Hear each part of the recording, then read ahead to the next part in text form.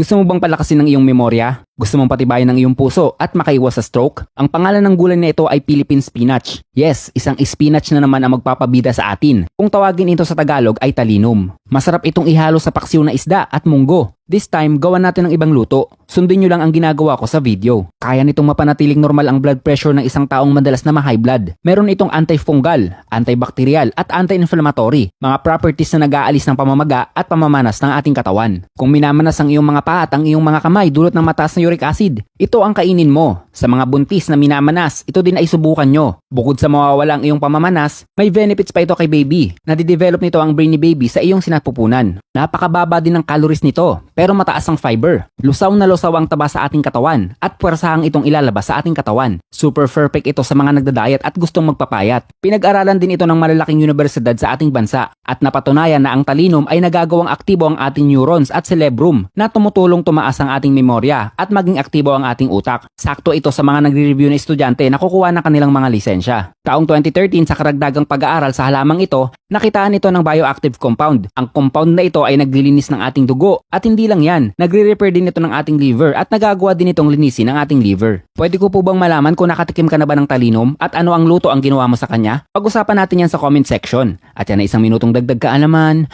galing sa isang magsasaka.